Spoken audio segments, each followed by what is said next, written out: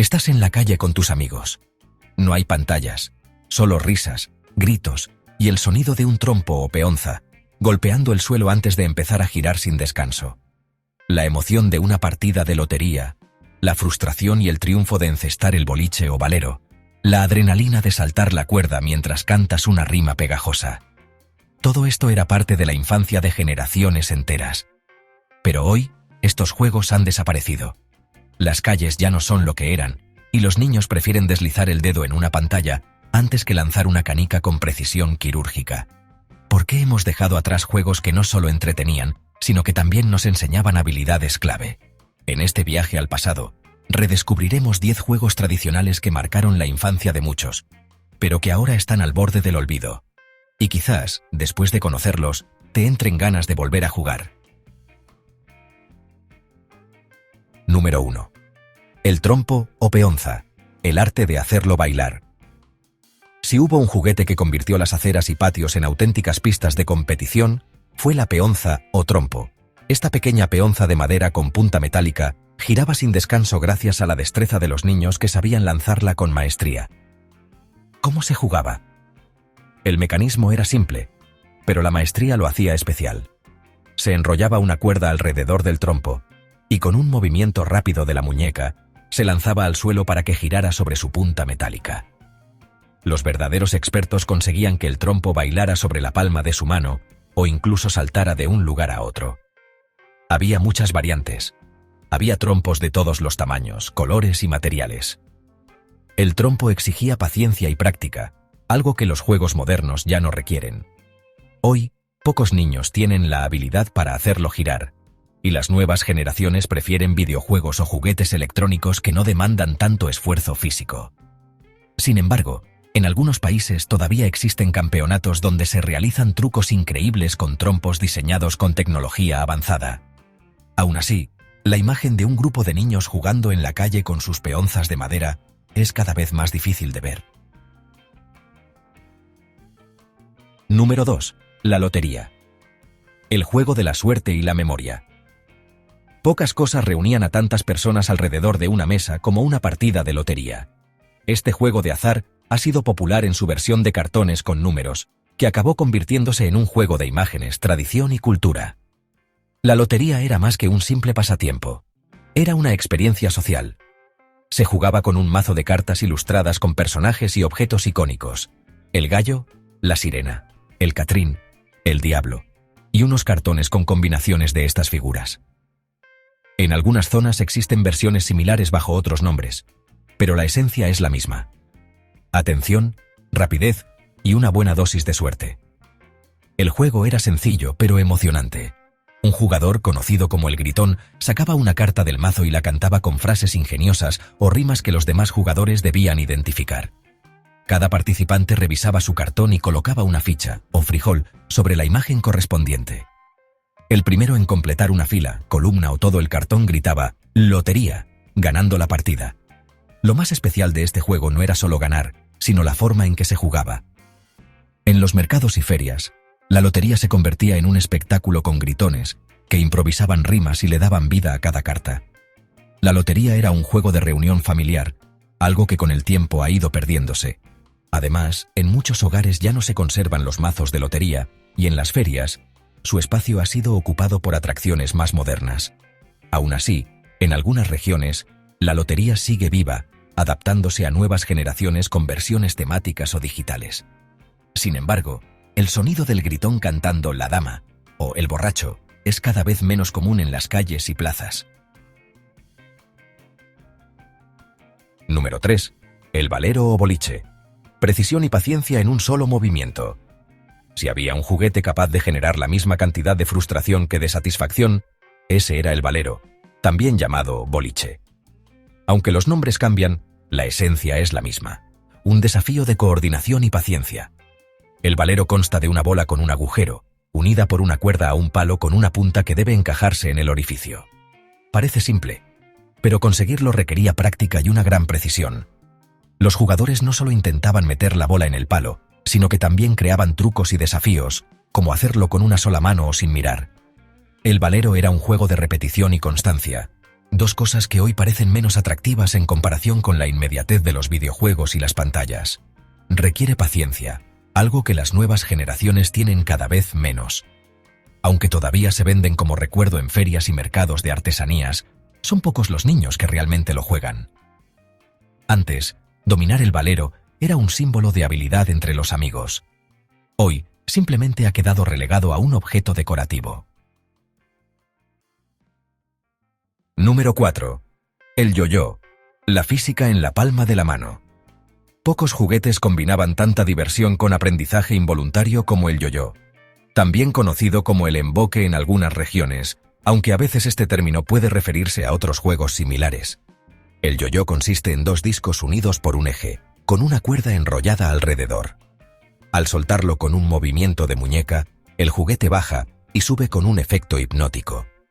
Para muchos niños, la primera victoria era lograr que el yo-yo volviera a la mano después de bajarlo. Pero los más hábiles podían hacer trucos como el columpio, el perrito o la vuelta al mundo. El yo-yo tuvo épocas de gran popularidad, especialmente cuando las marcas de juguetes lanzaban modelos con luces o mecanismos avanzados. Pero con el tiempo, su auge se apagó. Hoy en día, aunque todavía se pueden encontrar en algunas tiendas y además existen competiciones profesionales de yo-yo con modelos de alta tecnología, en las calles y escuelas su presencia es prácticamente nula. La paciencia y la práctica necesarias para dominarlo ya no encajan con los tiempos actuales, donde el entretenimiento inmediato ha tomado el control. Número 5. La matatena. Reflejos y precisión en un solo salto. En una época sin pantallas ni videojuegos, los juegos de habilidad eran los reyes del recreo, y pocos exigían tanta destreza como la matatena. En algunas zonas es conocido como juego de las tabas, pero en las zonas donde más se jugaba, era más popular con el nombre de matatena. A simple vista, parecía un juego sencillo. Solo necesitabas una pequeña pelota y varias piezas con puntas redondeadas, que originalmente eran huesos de animales y luego evolucionaron a figuras de metal o plástico con forma de estrella. Sin embargo, dominarlo requería reflejos, coordinación y una velocidad de reacción impresionante. El juego empezaba lanzando todas las piezas al suelo de manera dispersa. Después, el jugador tiraba la pelota al aire y antes de que ésta tocara el suelo, debía recoger una o varias piezas con la misma mano y atraparla de nuevo sin que cayera. Las reglas se volvían más desafiantes con cada ronda. Primero, había que recogerlas de una en una, luego de dos en dos, de tres en tres, y así hasta juntar todas en un solo movimiento. En algunas variantes había que hacer movimientos adicionales, como dar una palmada antes de atrapar la pelota. Cada jugador tenía su propia técnica, y la competencia era feroz. Un error significaba perder el turno y cederle la oportunidad al siguiente participante. Con el tiempo, la matatena fue perdiendo espacio en los patios de juego. La llegada de juguetes electrónicos y nuevas formas de entretenimiento más visuales la relegaron al olvido. Además, la precisión y paciencia que requería hicieron que muchos niños prefirieran opciones más dinámicas y menos repetitivas. Hoy en día, aunque todavía se pueden encontrar sets de matatena en algunas tiendas de juguetes clásicos, es raro ver a un grupo de niños agachados en el suelo, concentrados en atrapar piezas en pleno vuelo. Un juego que, sin necesidad de pantallas, entrenaba la mente y el cuerpo con la misma intensidad que cualquier videojuego actual. Capítulo 6. La rayuela. Saltos, equilibrio y un viaje a lo desconocido. Pocos juegos podían convertir un simple trozo de suelo en un campo de aventuras como la rayuela, conocida también en algunos países como luche o tejo. Pero sin importar cómo se llame, el objetivo siempre ha sido el mismo: recorrer con saltos un camino numerado sin perder el equilibrio. El primer paso era dibujar el tablero en el suelo con tiza o con un palo si se jugaba sobre tierra. Normalmente, consistía en una serie de casillas numeradas hasta el 10, aunque el diseño variaba según la región. Para jugar, se necesitaba una piedra plana o cualquier objeto pequeño. Las reglas eran simples pero desafiantes. El jugador lanzaba la piedra a la primera casilla sin que tocara las líneas. Luego, debía recorrer el tablero saltando en un solo pie, evitando la casilla donde estaba la piedra. Al llegar al final, daba la vuelta y regresaba recogiendo la piedra sin perder el equilibrio. En cada ronda, La piedra avanzaba una casilla más, aumentando la dificultad. Algunos decían que la rayuela representaba un viaje simbólico. Cada número era una etapa, y el último, el cielo, era la meta. Pero más allá de significados ocultos, lo que realmente importaba era la emoción de jugar, la adrenalina de no pisar la línea y la risa cuando alguien fallaba y tenía que empezar de nuevo. Antes, bastaba un trozo de tiza y un suelo libre para jugar durante horas. Pero con el tiempo, los patios escolares cambiaron. El cemento liso sustituyó la tierra, las calles se llenaron de coches y los espacios abiertos para jugar se redujeron. Además, la rayuela exigía coordinación y paciencia, algo que hoy en día parece menos atractivo frente a juegos digitales más inmediatos. Aunque en algunas escuelas todavía se ven tableros pintados en el suelo, rara vez los niños se detienen a jugar en ellos. Así, un juego que combinaba actividad física, equilibrio y estrategia ha quedado en el olvido, recordándonos que la diversión no siempre necesita pantallas, sino solo imaginación y ganas de saltar. Número 7. Las canicas. Estrategia y precisión en el suelo. Si había un juego que podía convertir cualquier calle, patio o descampado en un auténtico campo de batalla, era las canicas. Más que un simple entretenimiento, jugar a las canicas era un arte. No solo se necesitaba puntería y paciencia, sino también estrategia. Había jugadores que estudiaban el terreno, calculaban los ángulos y perfeccionaban su técnica hasta convertirse en auténticos maestros. El juego tenía muchas variantes dependiendo del país y la región, pero la versión más común seguía estas reglas. Se trazaba un círculo en el suelo, a menudo en la tierra o en superficies rugosas donde las canicas no rodaran demasiado. Cada jugador colocaba dentro una o varias canicas como apuesta. Se usaba una canica especial, la tiradora, para golpear las demás y sacarlas del círculo con un movimiento de precisión usando el dedo pulgar. Si un jugador lograba sacar una canica del círculo, podía seguir tirando. Si fallaba, pasaba el turno. En algunas versiones, la partida terminaba cuando un jugador se llevaba todas las canicas fuera del círculo. En otras, el objetivo era simplemente acumular más que los demás. Pero la emoción no terminaba ahí. Muchas veces, las partidas se jugaban a lo que caiga, es decir, quien perdía tenía que entregar sus canicas al ganador. Esto hacía que el juego fuera aún más competitivo, porque nadie quería perder sus canicas favoritas, especialmente aquellas con diseños únicos o efectos brillantes en su interior. También existían otras modalidades, como el cholla o hoyo, donde el objetivo era meter la canica en un pequeño agujero en el suelo en lugar de sacarlas de un círculo. Otras variantes consistían en derribar una fila de canicas alineadas o en realizar tiros desde distancias cada vez más difíciles. Las canicas fueron perdiendo popularidad por varias razones. Por un lado, el juego necesitaba espacios de tierra o suelos rugosos, cada vez menos comunes en las ciudades. También exigía práctica y habilidad, algo que ha sido sustituido por formas de entretenimiento más inmediatas y menos físicas. Otro factor fue el cambio en la forma de jugar. Antes, los niños pasaban más tiempo en la calle y podían organizar partidas espontáneamente. Aún así, en algunos lugares las canicas siguen vivas como un objeto de colección, un recuerdo de infancia o incluso un deporte organizado con torneos oficiales. Pero la imagen de niños inclinados en el suelo, calculando su siguiente tiro con la tensión en el aire, es cada vez más difícil de ver. Número 8. Stop o detente. El juego de las palabras y la velocidad mental. No todos los juegos tradicionales requerían correr, saltar o lanzar objetos. Algunos, como Stop, también conocido como Alto el lápiz, Basta o Detente, ponían a prueba la rapidez mental y el vocabulario de los jugadores. Era un juego de mesa sin necesidad de tablero. Solo papel, lápiz y mucha agilidad mental. Perfecto para competir con amigos, desafiar el conocimiento y, de paso, descubrir palabras nuevas. El juego comenzaba con los jugadores escribiendo en sus hojas varias categorías, que podían incluir nombres propios, países o ciudades, animales, colores, frutas o comidas, objetos. Luego, se elegía una letra al azar y comenzaba la carrera mental. Cada jugador debía escribir una palabra en cada categoría lo más rápido posible. El primero en completar todas las casillas gritaba «¡Stop!», obligando a los demás a dejar de escribir de inmediato. Entonces venía la revisión. Si 2 jugadores tenían la misma palabra en una categoría, sumaban menos puntos. Si la palabra era única, valía más. Si alguien dejaba un espacio en blanco, no sumaba nada. La partida continuaba con nuevas letras, hasta que alguien alcanzaba la puntuación acordada, o los jugadores decidían parar. Stop era un juego perfecto para cualquier ocasión.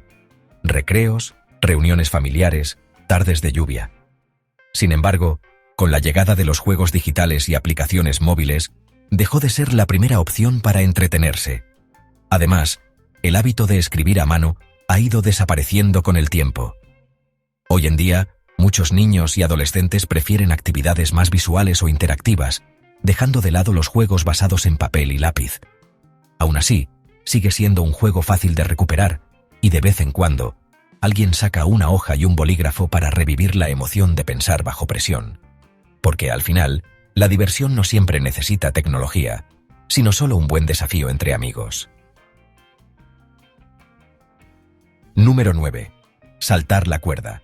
Ritmo, resistencia y canciones que nunca se olvidan.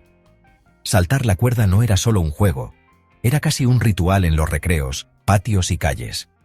Un desafío de coordinación, resistencia y, en muchos casos, trabajo en equipo. Era un juego universal que unía a niños de todas las edades y que con el ritmo adecuado podía durar horas. El juego tenía muchas variantes, pero las más comunes eran: individual. Un solo jugador giraba su propia cuerda e intentaba hacer la mayor cantidad de saltos seguidos sin enredarse. Doble cuerda, o saltos dobles. 2 personas giraban una cuerda larga mientras un tercero saltaba en el centro. Soga china, o doble dutch. En la versión más avanzada, se usaban 2 cuerdas girando en direcciones opuestas, lo que requería una sincronización perfecta. Pero lo que realmente hacía especial este juego eran las canciones y rimas que los niños cantaban al ritmo de los saltos. Algunas servían para contar el número de brincos, mientras que otras marcaban desafíos, como saltar con los ojos cerrados o girando sobre uno mismo. A pesar de ser un juego divertido y un excelente ejercicio, saltar la cuerda fue perdiendo protagonismo con el tiempo. Varias razones explican su declive. Falta de espacios. Antes se jugaba en patios, calles y plazas, pero hoy hay menos lugares seguros y abiertos para hacerlo. Cambio en los hábitos de juego. Las nuevas generaciones prefieren actividades digitales en lugar de juegos físicos que requieren coordinación y esfuerzo. Menos transmisión oral. Las rimas y canciones se aprendían de los mayores, pero con el tiempo, esa tradición se ha ido perdiendo. A pesar de todo, la cuerda sigue viva en algunos lugares, sobre todo en deportes y gimnasios, donde se usa como un ejercicio de resistencia. Sin embargo, la escena de niños riendo y saltando al compás de una canción en el patio de la escuela es algo que cada vez se ve menos. Capítulo 10. Los juegos dinámicos, cuando la calle era el mejor videojuego. Antes de que las consolas y los móviles dominaran el tiempo libre, la diversión estaba en la calle. No hacía falta más que un grupo de amigos y un espacio abierto para que las horas pasaran volando con juegos que combinaban velocidad, estrategia y pura adrenalina. Entre los más populares estaban el escondite, también llamado escondidillas en algunas zonas. También es conocido por el pilla-pilla, la roña y la mancha, o policías y ladrones, donde los niños se dividían en 2 bandos y el objetivo era atrapar o escapar. Estos juegos no tenían reglas fijas. Cada grupo de niños las adaptaba a su manera, inventando variaciones y añadiendo desafíos nuevos. Lo importante no era ganar o perder, sino la emoción de correr, esconderse y gritar de alegría al esquivar a quien intentaba atraparte. El funcionamiento de estos juegos era sencillo, pero increíblemente adictivo. En el escondite, un niño contaba con los ojos cerrados mientras los demás buscaban dónde ocultarse. Luego debía encontrarlos uno a uno, antes de que alguien lograra llegar a la base y gritar «salvado». En el pilla-pilla, uno de los jugadores era el perseguidor y tenía que tocar a otro para pasarse el rol de cazador. En policías y ladrones, los niños se dividían en 2 equipos. Unos intentaban capturar a los demás y encerrarlos en una zona designada como cárcel, mientras que los compañeros de equipo trataban de liberarlos sin ser atrapados. Estos juegos tenían algo en común. Exigían correr, pensar rápido y formar estrategias. ¿Por qué desaparecieron? Las razones de su desaparición son varias: cambio en la seguridad, Antes, los niños jugaban libremente en las calles sin tanta preocupación. Hoy, la falta de espacios seguros ha reducido este tipo de juegos. Menos contacto social directo. Con el auge de los videojuegos y las redes sociales, los niños interactúan de otra manera, sin necesidad de correr físicamente para divertirse. Cambio en los hábitos familiares. Las rutinas han cambiado, y el tiempo libre muchas veces se invierte en actividades programadas o en el hogar. Sin embargo, el espíritu de estos juegos sigue presente en la memoria de quienes los vivieron. Y quizás, si apagáramos las pantallas por un rato, podríamos volver a escuchar las risas y pasos apresurados de un grupo de niños corriendo por las calles, como en los viejos tiempos. Los juegos tradicionales no eran solo una forma de pasar el tiempo, eran una escuela de vida. Nos enseñaban coordinación, estrategia, paciencia y trabajo en equipo. No necesitaban baterías, gráficos llamativos ni conexión a Internet, solo ganas de jugar. Hoy, muchos de estos juegos han desaparecido, reemplazados por entretenimiento digital. Sin embargo, su esencia sigue ahí, esperando a ser redescubierta. Tal vez sea momento de desempolvar un trompo, dibujar una rayuela en la acera o reunir a un grupo de amigos para una partida de escondite. Porque, al final, la mejor diversión sigue siendo la que nos hace mover, pensar y reír juntos. Ahora dime, ¿cuántos de estos juegos formaron parte de tu infancia? ¿Recuerdas la emoción de ganar una partida de canicas, el vértigo de saltar la cuerda sin fallar o la adrenalina de correr para no ser atrapado en el escondite? Si alguno de estos juegos te trajo recuerdos, déjalo en los comentarios. Cuéntanos cuál era tu favorito, si aún los juegas, o si crees que deberíamos traerlos de vuelta. Y si conoces otros juegos que se han perdido con el tiempo, quiero saberlo. Si te ha gustado este viaje al pasado, dale like y compártelo con alguien que también haya vivido estos momentos. Suscríbete y activa la campanita para no perderte más contenido sobre los juegos, costumbres y recuerdos que marcaron nuestra infancia. Y ahora la gran pregunta: ¿te atreves a dejar el móvil un rato y volver a jugar? Nos vemos en el próximo video.